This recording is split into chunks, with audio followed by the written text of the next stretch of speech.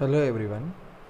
નાવ આપણે chapter number 2 સેલો ફાઉન્ડેશનની અંદર આપણે ઓલમોસ્ટ બધા ટોપિક જોઈ ચૂક્યા છે. હવે now only bearing capacity in situ test અને types of pavement and its design, આ બે ટોપિક હવે આપણે આ ચેપ્ટરમાં બાકી રહ્યા છે.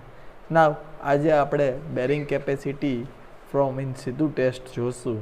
એમાં આપણે ઓલરેડી એસપીટી, એસસીપીટી, ડીસીપીટી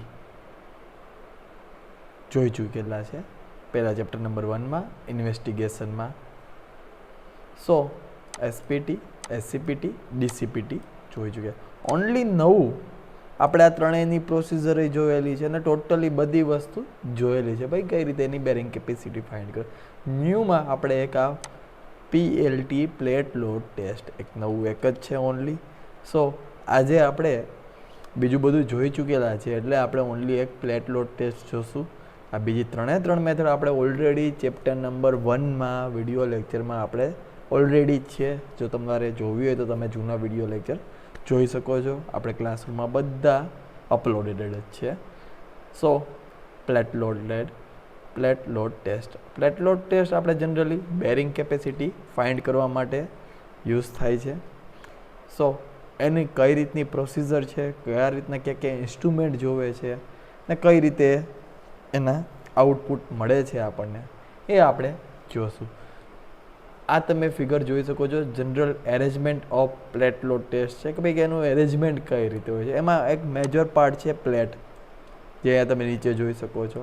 પછી હાઇડ્રોલિક જેક, ડાયલ ગેજ આમાં દેખાતા નથી બટ એક અહીંયા ડાયલ ગેજ આવે, સેટલમેન્ટ ડાયલ ગેજ હોય છે, અને એક લોડનું ડાયલ ગેજ આવે કે ભાઈ લોડ કેટલો આમાં તમે એપ્લાય કરો છો, લોડનું ડાયલ ગેજ આવે. એક આ રિએક્શન બીમ, જનરલી એ સપોર્ટિવ મેમ્બર છે એની ઉપર લોડ એપ્લાય કરતા હોય, અને અધર સપોર્ટિંગ મેમ્બર. આટલું આનું કોમ્પોનેન્ટ છે પ્લેટ લોડ ટેસ્ટના. તમને આ ફિગરમાં જોઈ શકો છો. આટલા પ્લેટ લોડ ટેસ્ટના કોમ્પોનેન્ટ છે. ફર્સ્ટ પ્લેટ, બીજું hydraulic check, third dial gauge settlement check કરે છે અને એની ઉપર તમે લોડ કેટલો એપ્લાય કર્યો છે એ અહીંયા લોડ અહીંયા મેઝર કરવા માટે લોડનો એક ડાયલ ગેજ આવે. અહીંયા સેટલમેન્ટ ડાયલ ગેજ હોય એ આ ફિગરમાં નથી. એક રિએક્શન બીન, એની ઉપર આપણે લોડ એપ્લાય કરતા હોય ને અધર સપોર્ટિંગ મેમ્બર, કે જેથી આ આખું આપણું ઇન્સ્ટ્રુમેન્ટ આપણે કરી શકીએ, વર્ક કરી શકીએ, સપોર્ટ આપે છે. સો આમાં સૌપ્રથમ શું હોય છે, કઈ રીતે વર્ક કરે છે એની આપણે વાત કરીએ પહેલાં. ફર્સ્ટ ઓફ ઓલ આખી ટેસ્ટમાં મેઇન ઇમ્પોર્ટન્ટ કોમ્પોનેન્ટ છે એક આ પ્લેટ. આને આપણે બેરિંગ પ્લેટ પણ કહેતા હોઈએ છીએ અને સિમ્પલ પ્લેટ પણ કહેતા હોય છે. બેરિંગ પ્લેટ આમ સારો વર્ડ ફિઝિબલ લાગે છે ટેસ્ટને, સો એને આપણે બેરિંગ પ્લેટ કહેશું. ને જનરલી બેરિંગ પ્લેટ પણ કહે છે અને ખાલી પ્લેટ પણ કહેતા હોય છે. સો ફર્સ્ટ ઓફ ઓલ આપણે એક પિટ્સ ખાડો ખોદવાનો રહેશે. આ ખાડાની સાઇઝ તમારી જે આ બેરિંગ પ્લેટ છે એની કરતાં 5 ગણી હોવી જોવે એવું આઈએસ કોડે કીધું છે કે ભાઈ લંબાઈ પહોળાઈ છે એની કરતાં એ 5 ગણો આ ખાડો હોવો જોવે. ને એ ખાડામાં એક સેન્ટરમાં એક પ્લેટની સાઇઝનો એક નાનો ખાડો એક બીજો ખોદવામાં આવે. પીટ્સની અંદર આ પીટ્સ ખોદવામાં આવે છે જે પ્લેટના સાઇઝનો હોય છે ને એમાં પ્લેટ ફિક્સ કરી દેવામાં આવે છે. હવે આપણે વાત કરીએ તો કે ભાઈ પ્લેટની સાઇઝ કઈ રીતે, આ પ્લેટની સાઇઝ કરતાં 5 ગણો મોટો ખાડો કરવાનો છે એ બધી વાત. હવે પ્લેટની સાઇઝ કેટલી લેવી એ કેમ ખબર પડે, તો generally the main part of is there is plate. The thickness of plate at least 25 mm thickness, તો આપણને ખ્યાલ આવી કે 25 mm મિનિમમ લેવી.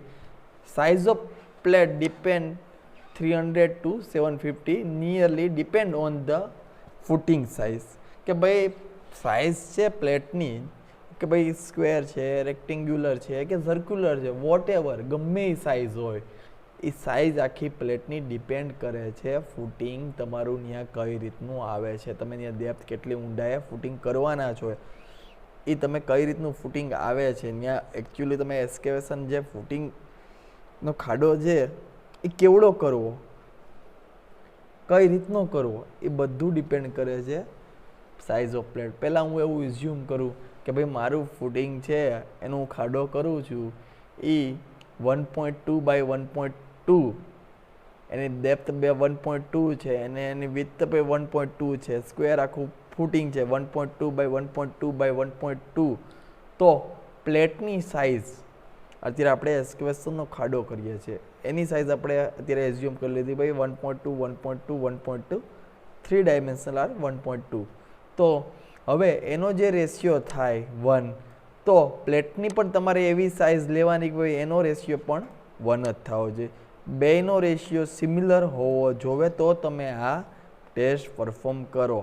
પ્લેટની સાઇઝ ડિપેન્ડ ઓન ધ એસ્કેવેશન, કે જો તમે ખાડો કર્યો છે એની ઉપર પ્લેટની સાઇઝ ડિપેન્ડ કરે છે. નાવ હવે એમાં કઈ રીતે લોડિંગ એપ્લાય કરવાનું હોય છે, કઈ રીતે હોય છે એ આપણે થોડું જનરલી જોઈ લઈએ. તો ભાઈ એમાં 2 ટાઈપના લોડિંગ કન્ડિશન આવે છે. આપણને એટલું ખ્યાલ આવે કે ભાઈ આની ઉપર આપણે લોડ એપ્લાય કરશું અને અહીંયા કંઈક સેટલમેન્ટ આવશે. એ સેટલમેન્ટ ઉપરથી આખું આની બેરિંગ કેપેસિટી આખો ફાઇન્ડ કરવાની, લોડ વર્સિસ સેટલમેન્ટ, કે ભાઈ એમાં તમે કેટલો લોડ આપ્યો. પહેલાં 500 કિલોમીટરનો આપ્યો, ભાઈ 200 આપ્યો, 300 આપ્યો, 400 આપ્યો, ત્યારે આ પ્લેટનું કેટલું સેટલમેન્ટ થયું. અહીંયા એક ડાયલ ગેજ હશે એ રેકોર્ડ કરશે. તો એ સેટલમેન્ટ છે આખું એ કેટલું થયું અને એ કેટલી બેરિંગ કેપેસિટી એની ઉપરથી આખી ડિફાઇન કરે. તો હવે લોડ કઈ રીતે આપવાના, એ લોડિંગ માટે 2 છે. એક છે ગ્રેવિટી લોડ અને બીજું છે રિએક્શન લોડ.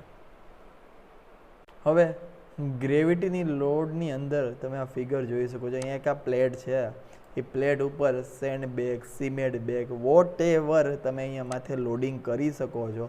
ને અહીંયા એક હાઇડ્રોલિક જેક છે, જે આ લોડિંગ આપણે એકારે કરી દીધેલું છે એનું ગ્રેજ્યુઅલી, એકારે નહીં પણ ગ્રેજ્યુઅલી ધીરે ધીરે એ એપ્લાય કરશે પ્લેટ ઉપર લોડિંગ. હાઇડ્રોલિક જેકનો ફંક્શન જ એ છે કે ભાઈ લોડનું એ બેરિંગ પ્લેટ ઉપર લોડ ટ્રાન્સફર કરે છે. ને રિએક્શન ફ્રેમમાં આખું આ ટ્રસ હોય છે હેવી, ને એનો લોડ હાઇડ્રોલિક જેકની મદદથી પ્લેટ ઉપર ટ્રાન્સફર થતું હોય છે. આમાં આખું લોડિંગ તમે એપ્લાય કરો છો, આમાં લોડેડ આખી ફ્રેમ હોય છે અને એનો આખો લોડ હાઇડ્રોલિક જેકની મદદથી ગ્રેજ્યુઅલી બેરિંગ પ્લેટ ઉપર એપ્લાય કરવામાં આવે છે. તો હવે ગ્રેજ્યુઅલી કોઈ એક ટાઈમના ઇન્ટરવલે આપણે એ જે લોડ એપ્લાય કરીએ છીએ અને જે સેટલમેન્ટ કંઈક થશે ને એનું એક આપણે ગ્રાફ બનાવતા હોય છે. તો હવે આપણે સિમ્પલ એક પહેલાં પ્રોસિજર એની જોઈ લઈએ. એમાં જ એ વસ્તુ આવશે કે ભાઈ લોડ ક્યારે કયા ટાઈમે એપ્લાય કરવો ને એનો કઈ રીતે ગ્રાફ બનાવો. સો આપણે એની એક પહેલાં ટેસ્ટ જોઈ લઈએ. તો ફર્સ્ટ ઓફ ઓલ પહેલું condition, a sitting load of 7 kilometre applied and release, કે ભાઈ પહેલાં સૌથી પહેલાં આખા ફ્રેમ ઉપર 7 કિલો ન્યૂટનનો લોડ એપ્લાય કરો. રીઝન કે ભાઈ આ તમે આખું એરેન્જમેન્ટ કર્યું છે એ વ્યવસ્થિત છે કે નહીં, એમાં કાંઈ એરર છે નહીં કે નહીં, એપ્લાય કરો અને પછી એને રિલીઝ કરી દો. First load 1/10 on anticipated safe load. હવે આ કર્યા પછી પહેલો સ્ટેપ શું આવે તો કે ભાઈ 1/10. તો સોઇલ જોતા હવે આપણને એન્જિનિયર થયા તો ખ્યાલ આવવો જોઈએ કે ભાઈ આ સોઇલ છે હાર્ડ મોરમ છે કે સોફ્ટ સોઇલ છે, કઈ રીતની સોઇલ છે. તો એ કે 150, 200, 300 કેટલા કિલોમીટરનો લોડ લઈ શકે છે આપણને જોતા અંદાજ થોડો ઘણો આવવો જોઈએ. તો એ જે અંદાજના 1/10 એટલે 10% લોડ તમારે ફર્સ્ટ ઓફ ઓલ એપ્લાય કરવાનો. Now load is apply with the increase of 20% of safe load. પછી એનો હજી 20% તમારો, જેમ કે આપણે શેપ લોડ એઝ્યુમ કરી લઈએ કે 500 છે, 500 કિલોન્યુટન પર મીટર સ્ક્વેરનો આપણો શેપ લોડ છે, તો પહેલાં એના 10% એપ્લાય કર્યો. હવે સેકન્ડ એમાં એનો 20%, ટૂંકમાં જે આપણો 500 છે એના 20% પાછો લોડ એપ્લાય કરો. હવે load and settlement data record at the every 1 minute. પહેલાં 1 મિનિટે આપણે એપ્લાય કર્યું, પછી 5 મિનિટે એપ્લાય કરવાનો, પછી હર 5, 10 મિનિટે, 20 મિનિટે, 40 મિનિટે, 60 મિનિટે and after that for every 1 hour 20% લોડમાં વધારો કરવાનો. 1, 5, 10, 20, 40, 60 ને પછી એક કલાકે 20% આ ફ્રેમ ઉપર તમારે જે તમે ગેજથી લોડ એપ્લાય કરો છો ને એ 20% એપ્લાય એક્સ્ટ્રા કરવાનો, વધારો કરવાનો, ઇન્ક્રીમેન્ટ કરવાનો. હવે આપણે ઇન્ક્રીમેન્ટ કર્યા કરે છે તો હવે આ ટેસ્ટ ક્યારે સ્ટોપ કરવી એનું કંઈક કન્ડિશન હશે. ભાઈ આ આપણે તમે એપ્લાય કરો છો લોડ, તો લોડ વર્સિસ ક્યાંક સેટલમેન્ટ કંઈક એ પ્લેટનું થતું હશે. આ પ્લેટ કંઈક નીચે જમીનની અંદર બેસતી હશે ને કંઈક તમારો આ લોડ વધતો હશે. અહીંયા ગેજમાં આ તમે અહીંયા ફિગરમાં આપણને ગેજ અહીંયા દેખાય છે, જો ડાયલ ગેજ, આમાં કંઈક લોડ વધતો હશે ને અહીંયા કંઈક સેટલમેન્ટ થતું હશે. અહીંયા એનો ગેજ એક આવે સેટલમેન્ટ ગેજ, એ વધતો હોય છે અને કાંઈક એનું સેટલમેન્ટ. તો ક્યારે આપણે આ ટેસ્ટ સ્ટોપ કરવો? તો કે ભાઈ ટોટલ લોડ છે જે તમે એપ્લાય કરો છો, લાઈક કે ભાઈ આપણો ટોટલ લોડ છે જે તમે એપ્લાય કરો છો, આપણે એઝ્યુમ કર્યું કે ભાઈ મારી સોઇલની કેપેસિટી 500 છે, તો હું અહીંયા 500નો ટોટલનો લોડ છે એ હું એપ્લાય કરું છું. એ 1.5 ટાઈમ ન થઈ જાય સેફ લોડને ત્યાં સુધી તમારે કરવું, અથવા તો 25 mm જેટલું સેટલમેન્ટ થઈ જાય કે આ પ્લેટ છે એનું 25 mm જેટલું સેટલમેન્ટ થઈ જાય, અથવા plate fail due to excessive settlement કે આ પ્લેટનું ફેલર થઈ જાય. આ 3 કન્ડિશનમાંથી જે કન્ડિશન પહેલાં અચીવ થાય ત્યારે આપણે આ ટેસ્ટ સ્ટોપ કરવાનો.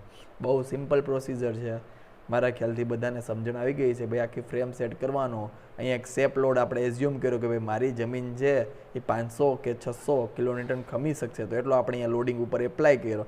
એ લોડ અહીંયા હું ગ્રેજ્યુઅલી ટ્રાન્સમિટ કરું છું ટાઈમના ઇન્ટરવલે, ને એ જે લોડ ટ્રાન્સમિટ કરું છું ને જે સેટલમેન્ટ થાય છે એનું કંઈક ગ્રાફ એક અહીંયા પ્લોટ કર્યો. આખો ગ્રાફ છે લોડ વર્સિસ સેટલમેન્ટનો, આખો ગ્રાફ છે અલગ અલગ સોઇલ માટેનો, આ કંઈક ગ્રાફ પ્લોટેડ થશે ને આપણને એના ઉપરથી કંઈક બેરિંગ કેપેસિટી એક ગ્રાફને જોતા ખ્યાલ આવી જશે. અહીંયા આપણને આ બેરિંગ કેપેસિટી મેક્સિમમ કહેવાય આની. નાવ એના ઇક્વેશન છે, સેટલમેન્ટનું આ ઇક્વેશન છે ફોર સેન્ડ સોઇલ માટે, ટર્ગાઝી અને પીકે ફાઇન્ડ કરેલું છે, અને બીજું સેન્ડી સોઇલ માટેનું એક આ ઇક્વેશન છે. આ બે ઇક્વેશન ઉપરથી તમે સેટલમેન્ટ ઓફ પ્રોપોઝ ફાઉન્ડેશનનું ફાઇન્ડ કરી શકો છો. પ્લેટના તમને જે પ્લેટનું તમને સેટલમેન્ટ મળ્યું હશે અહીંયા જે એના ઉપરથી પ્રપોઝ હવે આ ફાઉન્ડેશન તમે કરવાનો છે એની સાઇઝ અને પ્લેટની સાઇઝ ઉપરથી એ લોકો કેટલું સેટલમેન્ટ થશે એ તમને કહી શકે છે. આ ઇક્વેશન ફોર સેન્ડ ને ફોર આ ક્લે સોઇલનું છે. નાવ હવે લિમિટેશન શું છે? આ મેથડ બહુ સિમ્પલ છે, ઇઝી છે, તો આની લિમિટેશન શું છે? આપણને પ્રોસિજર બધાને સારી રીતે સમજાઈ ગઈ છે, તો આની લિમિટેશન શું છે એની આપણે વાત કરીએ. It has a limited depth of insulation. It could only give the bearing capacity of soil which depth up to 2 times the diameter of the plate. It may not provide information on the potential for the long-term consolidation of the foundation soil. There is a scale effect as the size of test plate is smaller than the actual foundation. Scale ની કંઈક effect આવશે. To gain access to the test position, excavation is carried out which cause significant ground disturbance. The change in ground stress lead to the change of the soil property which the test is planned to investigation. આ ટાઈપની એની થોડી ઘણી limitation છે. નાવ plate load ટેસ્ટની theory મારા ખ્યાલથી બધાને સારી રીતે સમજાઈ ગઈ છે. આપણે ટ્રાય કર્યું છે કે ભાઈ એઝ સુન એઝ ઇઝી તમને લોકોને સમજાઈ જાય. નાવ આપણે લાસ્ટ ટોપિક છે હાઈવે પેમેન્ટ, જે ઓલરેડી તમે લોકો ભણીને આવેલા છો બધા ટોપિક ઓલમોસ્ટ. હાઈવે ડિઝાઇન કે તમારા હમણાં 6th સેમેસ્ટરમાં નવો સબ્જેક્ટ કંઈક હાઈવેની ડિઝાઇન રિલેટેડ કંઈક આવ્યો હતો, એમાં પણ તમે પેમેન્ટ ડિઝાઇનનો કંઈક આવ્યો હતો, એમાં તો તમે આ ટોપિક કમ્પ્લીટલી ભણી ગયા છે. તો આના જે અમુક મેઇન ટોપિક છે કે જે જીટીયુમાં પૂછાય છે કે પૂછાયેલા છે, ઓલવેઝ પૂછાયેલા છે, એ ટોપિક આપણે ઓનલી કવર કરશું. આપણે વધારે આમાં કાંઈ ડીપમાં નહીં જાય આ ટોપિકમાં, કારણ કે નવી બુક છે એમાં ઘણી બધી એક્સ્ટ્રા વસ્તુ જ ટૂંકમાં જે ઓલ્ડ બુકમાં નથી, નવી બુકમાં ઘણી બધી નવી વસ્તુ એ લોકોએ આપેલી છે હાઈવે પેમેન્ટની. તો એ આપણે અત્યારે નહીં લઈએ.